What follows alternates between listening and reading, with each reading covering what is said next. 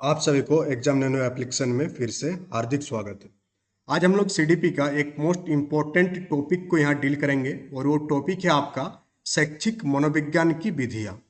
ये मेथड्स आखिर क्यों पढ़ना जरूरी है आपके लिए? पहला तो जब भी आप स्कूल में जाएंगे बच्चों को पढ़ाने के लिए या अभी भी अगर कोई स्कूल में आप पढ़ाते हैं तो आप एक चीज नोटिस किए होंगे कि आपके स्कूल में मान लेते हैं कि कितने बच्चे हैं, 30 बच्चे आपके क्लास में बैठते हैं। स्कूल में तो ज़्यादा बच्चा होगा बट क्लास में आपका 30 ही बच्चा दिया गया होगा। अगर उस क्लास में मान लेते हैं कि 30 बच्चा बैठते हैं तो उन तीनों बच्चे का जो पढ़ने का स्टाइल है, उन तीनों उस 30 बच्चों का जो समझने का स्टाइल है, ये एकदम बिल्कुल अलग अलग होगी। ये तो आपको पता है। अब एज ए टीचर आपको क्या करना है, इन 30 बच्चों को इस प्रकार साथ लेकर चलना है कि 30 बच्चों को नॉलेज जो है लगभग लगभग रूप से इक्वली 30 ऑब्जर्व करें। अगर आप 30 बच्चों को साथ लेकर पढ़ाएंगे तो ही जाके इंक्लूसिव एजुकेशन का जो एक कॉन्सेप्ट है वो क्लियर होगा। साथ ही साथ अगर आप 30 बच्चों को साथ में लेकर के नहीं चलेंगे तो होगा ये कि आपके 30 बच्चों में से हो सकता है कि 5 बच्चे आपका टीचिंग मेथोडोलॉजी से खुश है और 5 बच्चे को उस टीचिंग मेथोडोलॉजी से आपको समझ में आ रहा है, तो वो पांचों बच्चे तो आगे बढ़ जाएगा बट बाकी 25 बच्चे कहाँ हो जाएंगे, पीछे चले जाएंगे। बट आप टाइम उतना ही दे रहे हैं, ऐसा नहीं कि आप अलग से टाइम देंगे।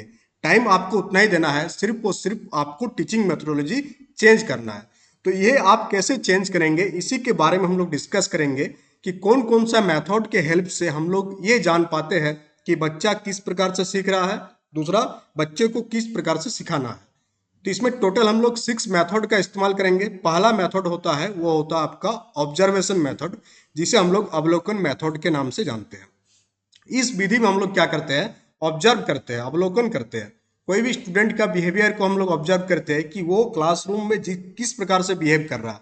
क्या उसका बिहेवियर बहुत ही एग्रेसिव है, क्या उसका बिहेवियर हेल्पफुल नेचर का है, क्या वो एक दूसरे बच्चों के साथ जब बात कर रहा है तो बात करने टाइम वो उग्र होकर तो बात नहीं कर रहा है। उसका एक्टिविटी को हम लोग क्या करेंगे, ऑब्जर्व करेंगे। और साथ ही साथ जब वो कुछ रिएक्शन दे रहा हो तो भी हम लोग क्या करेंगे, उसको ऑब्जर्व करेंगे। बट जब हम लोग ऑब्जर्व करेंगे तब उसको हम लोग क्या नहीं करेंगे, हस्तक्षेप नहीं करेंगे। जस्ट हम लोग देखते रहेंगे, उसको पता भी नहीं चलना चाहिए कि आप नोटिस कर रहे हैं। तो इसको कहते हैं हम लोग ऑब्जर्वेशन मेथड। और ये ऑब्जर्वेशन मेथड दो टाइप से हो सकती है। एक को हम लोग कहते हैं डायरेक्ट ऑब्जर्वेशन, जब आप सीधा बैठ करके छात्रों को ऑब्जर्व करेंगे। कब? जब आप क्लासरूम में बैठे रहेंगे और उस टाइम जब आप ऑब्जर्व करेंगे बच्चों को, तो उसे हम लोग कहते हैं डायरेक्ट ऑब्जर्वेशन के नाम से।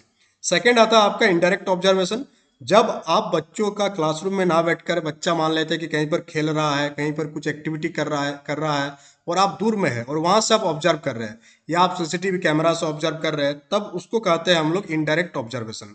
अब इसका उपयोग कहाँ पर होता है? इसका उपयोग क्लास में बिहेवियर को देखने के लिए, जब ग्रुप एक्टिविटी होगा उस टाइम बिहेवियर को देखने के लिए, और साथ ही साथ जब किसी छात्र को, कोई पार्टिकुलर स्टूडेंट का पर्सनल रूप से आप स्टडी करना चाहते हैं तो ये ऑब्जर्वेशन मेथड आपका काम आता है।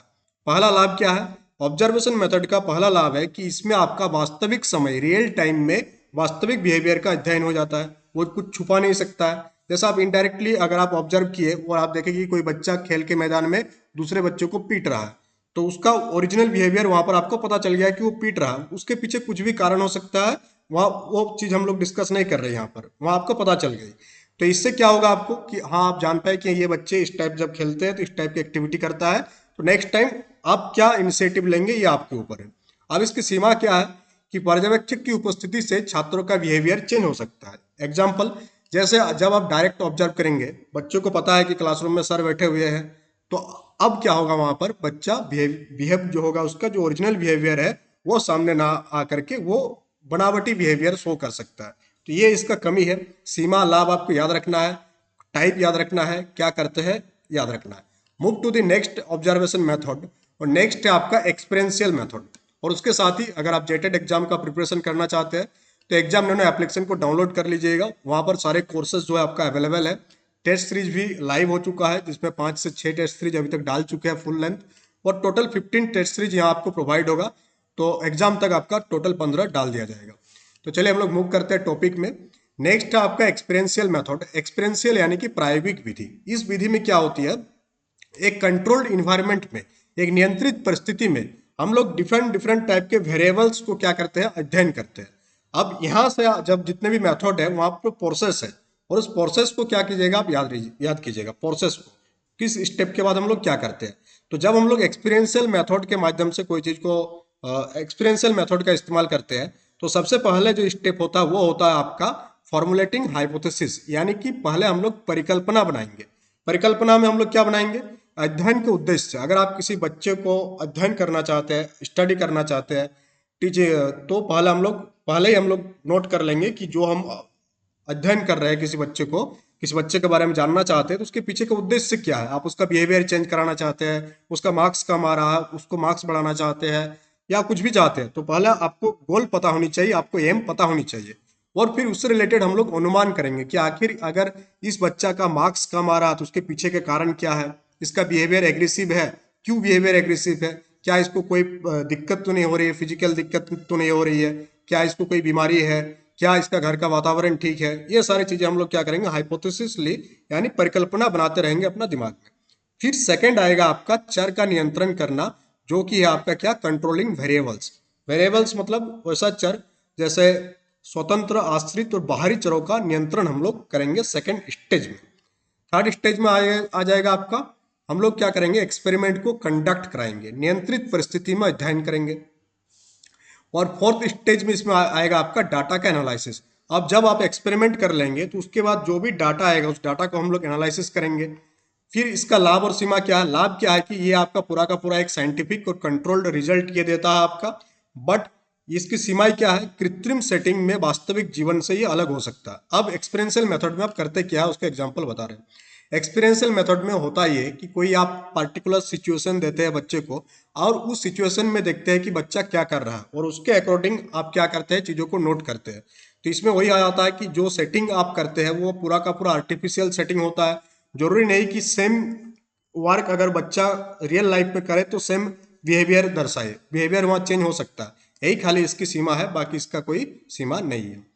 थर्ड आता है आपका सर्वे मेथड। सर्वे मेथड में आप क्या करते हैं कि बड़ी संख्या में लोगों से आप जानकारी एकत्र करते हैं, और जानकारी इंफॉर्मेशन कलेक्ट करने के लिए सबसे पहले आप क्वेश्चन बनाते हैं, जो आप क्या इंटरव्यू के टाइम में यूज करते हैं।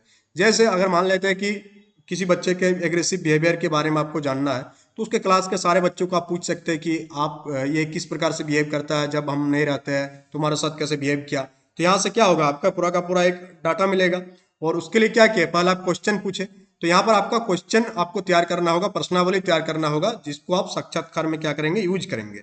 अब इसका प्रोसेस क्या है, इसको प्रोसेस में सबसे पहला आता है सैंपलिंग करना, नमूना का इकट्ठा करना, यानी अध्ययन के लिए प्रतिनिधि समूह का चयन। अब आप जब स्टडी करने जाएंगे तो सबसे पहले आपको सैंपल चयन करना होगा कि हाँ इसके क्लासरूम के बच्चे सैंपल हो गया, इस क्लासरूम के सारे बच्चे क्या हो गया, आपका सैंपल हो गया।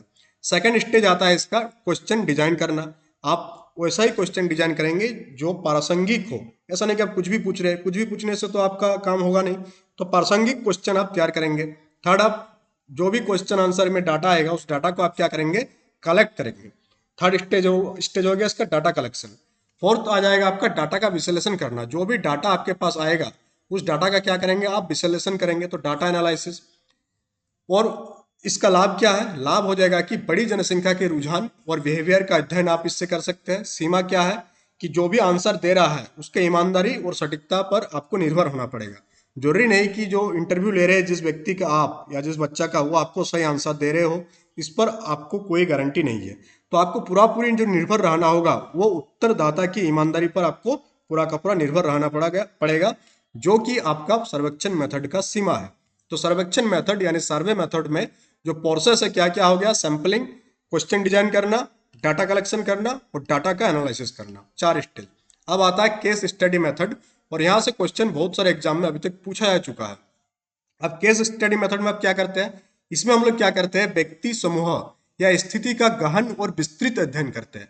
इसमें हम लोग डीप स्टडी करते हैं, बहुत ही गहन में हम लोग स्टडी करते हैं, डेप्थ में जाके और डिटेल्ड स्टडी करते हैं। तो आपसे पूछा जा सकता है कि किस मेथड में हम लोग डिटेल्ड स्टडी करते हैं या डीप स्टडी करते हैं। तो डिटेल्ड एंड डीप स्टडी आपका केस स्टडी मेथड में किया जाता है।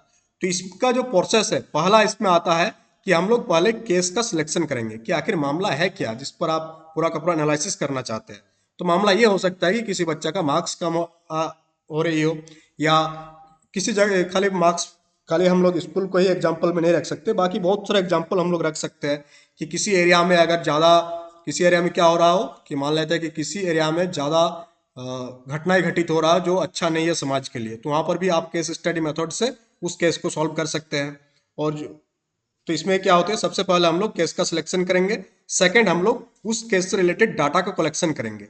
और डाटा का कलेक्शन के लिए आप क्या क्या कर सकते हैं, आप साक्षात्कार ले सकते हैं लोगों से, आप अवलोकन कर सकते हो, ऑब्जर्व कर सकते हैं, और जो भी डॉक्यूमेंट्स आपको अवेलेबल है उस डॉक्यूमेंट के माध्यम से भी आप डाटा को कलेक्ट कर सकते हैं।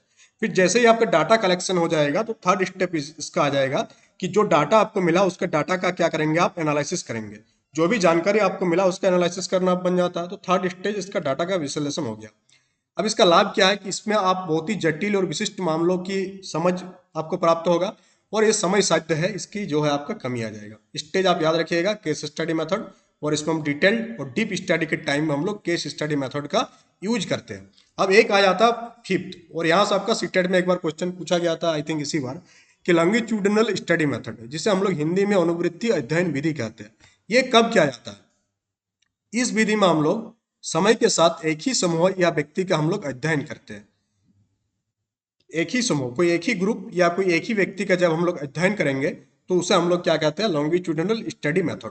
इसमें सबसे पहला प्रोसेस हो जाएगा सैंपलिंग करना, विशिष्ट समूह या व्यक्ति का हम लोग चयन करेंगे। सेकंड हम लोग क्या करेंगे, दीर्घकालिक अवलोकन करेंगे, लॉन्ग टर्म ऑब्जर्व करेंगे उस चीज के बारे में। जैसा कोई एक हम और एग्जांपल लेते हैं हम लोग, जो हम लोग व्यक्ति से रिलेटेड नहीं होगा। जैसे मान लेते हैं कि कोई एरिया है और उस एरिया में क्या हो रहा है कि पिछले 2-3 सालों से देखा जा रहा है कि बारिश बहुत ही कम हो रहा है। क्या हो रहा है, बारिश बहुत ही कम हो रहा है। तो आप जो मेथड का इस्तेमाल करेंगे इस प्रॉब्लम का सॉल्यूशन फाइंड करने के लिए, वो होगा आपका लॉन्गिट्यूडिनल स्टडी मेथड, जिसमें क्या करेंगे, आप लंबे समय तक डाटा कलेक्शन करेंगे और डाटा का एनालिसिस करेंगे। तो ये आपका लॉन्ग टर्म ऑब्जर्वेशन में आता है। आपसे क्वेश्चन पूछा जा सकता है कि किसी व्यक्ति का अगर हम लोग दीर्घकालीन अवलोकन करना चाहते हैं, लॉन्ग टर्म ऑब्जर्वेशन करना चाहते हैं, तो कौन सा मेथड का इस्तेमाल करते हैं? तो उस टाइम हम लोग लॉन्गिट्यूडिनल स्टडी मेथड का इस्तेमाल करते हैं। इसका पहला लाभ है कि विकास और परिवर्तन का अध्ययन हो पाता है इसमें, क्योंकि समय के साथ बहुत जैसे 1 साल 2 साल का ऑब्जर्वेशन के बाद आपको पता चलेगा कि क्या चेंजेज हो रही है, क्या डेवलपमेंट हो रही है। सीमा क्या है इसकी, समय और संसाधन की आवश्यकता होती है। और ड्रॉप आउट समस्या, जैसे किसी व्यक्ति का अगर आप अध्ययन कर रहे हैं तो जरूरी नहीं कि आपसे वो 1 साल तक जुड़ा ही रहे, तो बीच में वो छोड़कर चला जा सकता है, तो ड्रॉप आउट की समस्या इसमें आपका है। नेक्स्ट हम लोग मूव करेंगे पॉइंट नंबर 6 और मेथड नंबर 6। मेथड नंबर 6 है आपका क्रॉस सेक्शनल स्टडी मेथड। इस विधि में क्या होती है, विभिन्न आयु वर्गों या समूहों का एक ही समय में अध्ययन किया जाता है। इसमें हम लोग पहले एक चार्ट बनाते हैं, जिसमें हम लोग पहले लिख देते हैं कि 0 से 8 साल के बच्चों का अध्ययन, फिर आप करेंगे 8 साल से 12 साल के बच्चों का अध्ययन, फिर 20 साल से 30 साल के व्यक्ति का अध्ययन। तो इसमें हम लोग क्या करते हैं, विभिन्न आयु वर्ग या समूहों का अध्ययन एक ही टाइम में करेंगे, और फिर हम लोग ऑब्जर्व करेंगे कि क्या चेंजेस देखने को मिल रहा है डिफरेंट डिफरेंट एज ग्रुप में। तो इसका प्रोसेस को आप ध्यान से देखिएगा। पहला प्रोसेस आपका सैंपलिंग का होगा, विभिन्न समूहों का चयन करेंगे आप। फिर सेकंड होगा आपका डाटा का कलेक्शन करना, एक समय में सभी समूहों से आप डाटा कलेक्ट करेंगे। ऐसा नहीं कि 1 साल पहले साल आप इसका डाटा कलेक्ट कर रहे हैं, 2 महीना 4 महीना 2 साल बाद इसका डाटा कलेक्ट कर रहे हैं, फिर आप एनालिसिस करना चाह रहे हैं, तो एनालिसिस आपका सही नहीं होगा। एक ही टाइम में सभी ग्रुप का डाटा आपको कलेक्शन करना होगा। इसका लाभ क्या होगा कि समय की बचत हो जाएगी, और तुरंत आप क्या कर सकते हैं, कंपेयर कर सकते हैं। और इसकी लिमिटेशन ये हो जाएगा कि समय जैसे ही चेंज हो जाएगा और टाइम पार हो जाएगा, तो ये डाटा का कोई काम आपका नहीं होगा। तो ऑप्शन नंबर 6 हो जाता है। 7th हो जाता है आपका टेस्टिंग मेथड। टेस्टिंग मेथड में क्या होता है कि टेस्टिंग मेथड में इसमें हम डिफरेंट टाइप के मानसिक और शारीरिक क्षमताओं को मापन करने के लिए हम लोग एक स्टैंडर्ड टेस्टिंग का यूज करते हैं। जैसे इंटेलिजेंसी टेस्ट के माध्यम से हम लोग जानने के प्रयास करते हैं कि ये बच्चा कितना इंटेलिजेंट है, जो कि गलत है। इसको सर्वमान्य नहीं, यूनिवर्सल नहीं है। आप याद रखिएगा, जो आईक्यू का टेस्टिंग होता है ये पूरे मान्य नहीं, विवादित है, बट हम लोग यूज करते हैं। तो आईक्यू टेस्ट के माध्यम से भी हम लोग क्या कर सकते हैं, किसी की मानसिक और शारीरिक क्षमता का मापन हम लोग कर सकते हैं। सेकंड, उसका अचीवमेंट क्या, वो टेस्ट में सफलतापूर्वक टेस्ट किस प्रकार से दे रहा है, तो इससे हम लोग शैक्षिक ज्ञान का मापन हो जाएगा। उसका इंटरेस्ट हम लोग देख सकते हैं कि वो खेल में ज़्यादा इंटरेस्ट ले रहा है, या वो पढ़ाई में ज़्यादा इंटरेस्ट ले रहा है, या घर के काम में ज़्यादा इंटरेस्ट ले रहा है, या बच्चों से लड़ने में ज़्यादा इंटरेस्ट ले रहा है। तो ये क्या है, टेस्टिंग मेथड में हम लोग एक स्टैंडर्ड टेस्ट का उपयोग करके हम लोग जानने के प्रयास करते हैं कि उसका इंटरेस्ट किधर है। इसका लाभ क्या है कि सटीक मापन हो पाती है और हम लोग कंपेयर कर पाते हैं सीमा क्या है इसकी, सांस्कृतिक पूर्वाग्रह और टेस्ट तैयारी का प्रभाव इसमें हम लोगों को देखने को मिलता है।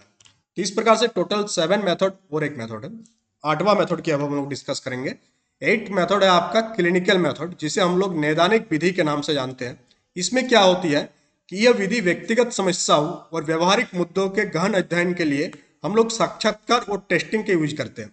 आप किसी का व्यक्तिगत समस्या है या बिहेवियरिक कोई मुद्दा है और उसका अगर आपको बहुत ही डेप्थ स्टडी करना है, तब हम लोग उससे साक्षात्कार लेते हैं और फिर डिफरेंट डिफरेंट टेस्टिंग मेथड का इस्तेमाल करते हैं। सबसे पहला स्टेज जो हो जाएगा इस प्रोसेस का, वो हो जाएगा आपका केस का सिलेक्शन करना, यानी कि मामले का चयन करना। विश्लेषण के लिए हम लोग व्यक्तिगत मामलों का चयन करते हैं। सेकंड हो जाएगा आपका इंटरव्यू लेना, व्यक्तिगत और विस्तृत साक्षात्कार इसमें हम लोग ले सकते हैं। थर्ड हो जाएगा आपका टेस्टिंग करना, यानी डिफरेंट टाइप ऑफ साइकोलॉजिकल जो टेस्ट होती है उसका यूज करते हैं। अब इसका लाभ क्या है, लाभ हो जाएगा कि इसमें व्यक्तिगत समस्या का गहन विश्लेषण हम लोग इस मेथड के माध्यम से हम लोग करते हैं, बट इसमें सामान्यकरण की कमी और समय और संसाधन की आवश्यकता होती है। तो इस प्रकार से टोटल 8 मेथड से क्वेश्चन पूछा जाता है कि कब हम लोग कौन से मेथड का इस्तेमाल करते हैं। साथ ही ये सारे मेथड सीडीपी का बाकी चैप्टर्स को आपको समझने में हेल्प करेगी। तो ये क्लास काफ़ी महत्वपूर्ण रहा, और क्लास कैसा रहा कमेंट बॉक्स में कमेंट करके आप लोग जरूर बताइएगा। सेशन को लाइक कीजिएगा, शेयर कीजिएगा, चैनल में नए चैनल को सब्सक्राइब कर लीजिएगा। और अगर आप बैचेस एक्सेस करना चाहते हैं तो एग्जामिनर एप्लीकेशन को आप डाउनलोड कर लीजिएगा, वहाँ से आप सारा बैचेस को क्या कर सकते हैं, एक्सेस कर सकते हैं। जितने भी नोट्स, टेस्ट सीरीज, ये सारा एप्लीकेशन में ही आपका क्या होती है, अपलोड होती है। टेलीग्राम चैनल को भी आप ज्वाइन कर सकते हैं, वहाँ पर काफ़ी कुछ इन्फॉर्मेशन प्रोवाइड किया जाता है। ऐसा बहुत बार टाइम होता है कि हम लोग वीडियो नहीं बना सकते, बट इन्फॉर्मेशन जैसे ही आता है तो टेलीग्राम ग्रुप में उसको शेयर कर दिया जाता है। तो that's all for today, thank you for attending the session.